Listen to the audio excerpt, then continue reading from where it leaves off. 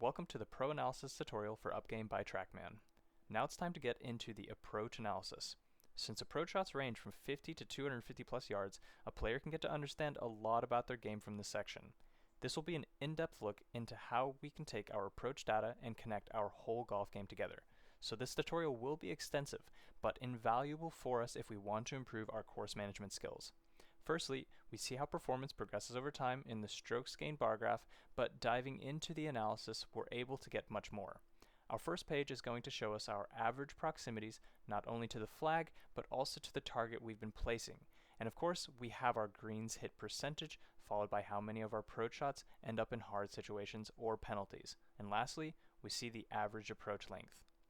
In my opinion, the next page is one of the most insightful in our entire analysis. In strokes gained versus distance, we can see our approach shots are separated into different distance windows. So we can observe that two of these ranges need a closer look. If we click and drag through the graph, we can see how many shots are hit in each distance window as well. So we see that the 125 to 150 yard range has the most shots. This means it is the most important for this player, and we will keep this in mind as we progress through the approach analysis. In footage versus distance, we see the average feet to the pin from those different yardages. But what's important to keep track of here is that upward trend as you get further away from the hole. If you see, for example, a distance window like the 200 to 225 actually having a closer average proximity than the next closer distance, like 175 to 200, it might be worth taking a look at what's happening here from that range, which we will get into in a moment. The next page goes over our average distances to the target.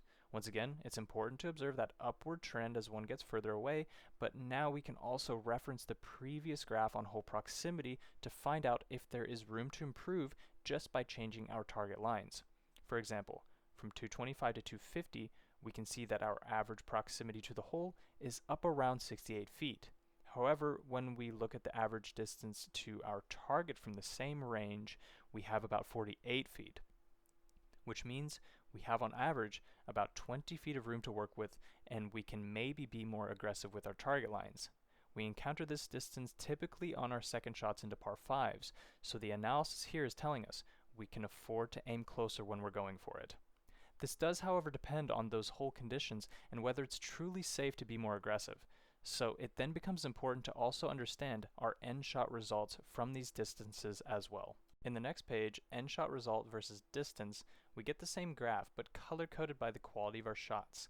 We can see that as we get closer, we of course have a higher green hit percentage represented by those green bars, but what we can also take note of is our medium to hard misses from those longer ranges. We've seen that from 225 to 250, there is room to take closer aim, and here we can also see that we're getting into better situations on average than the next two closer distance ranges. While there is a higher percentage of medium misses from 225 to 250, the two closer distances have more hard misses. So here we have the opportunity to assess our shot execution and planning from longer approach shots.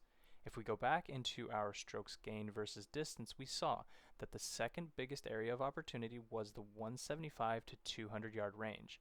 However, we did not see many discrepancies in our pin or target proximities, but we can see that in end shot result versus distance, we have the most hard misses from this range.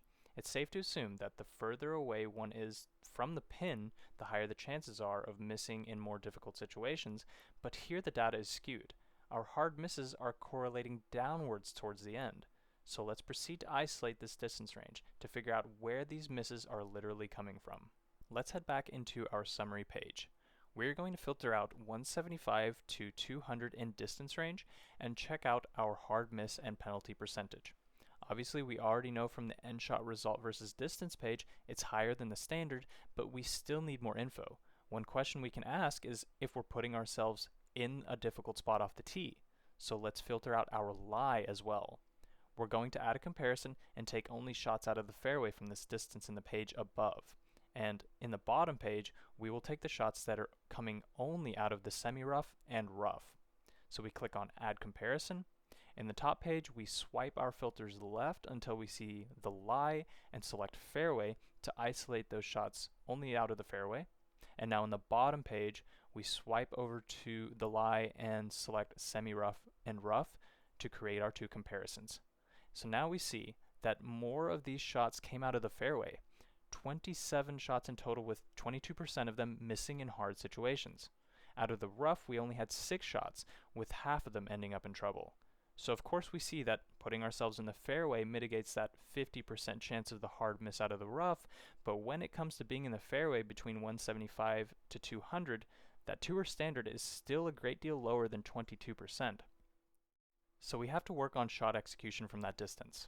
In the next page, we can use our shot dispersion charts to help us improve not only from 175 to 200, but also on that more important distance window that I mentioned in the beginning, the 125 to 150.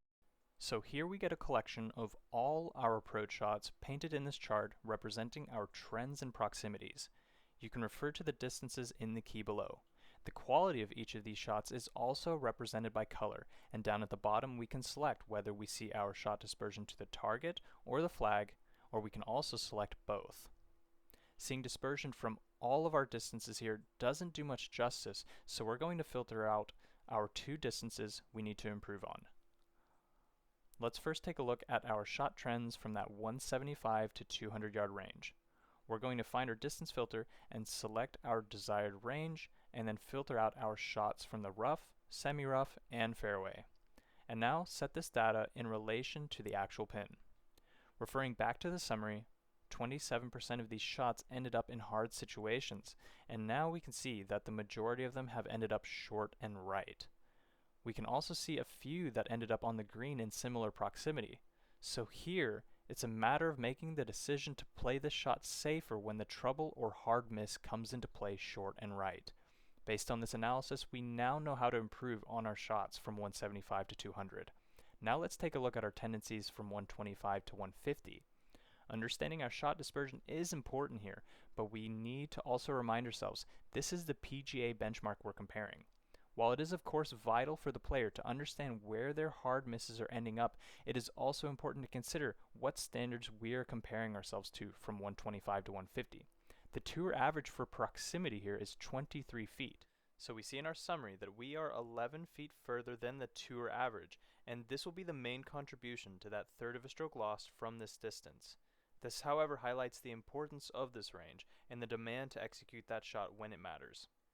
Finally, we get to our end result page, which will just give us a percentage of each end shot result over time if we swipe to the left. So after all this, we can see approach analysis of Upgame can show us so many ways to improve just by making smarter plays, but it can also tell us when we need to work on more specific yardages and make our practice sessions more purposeful. Be sure to check out our other tutorials, and as always, thanks for watching.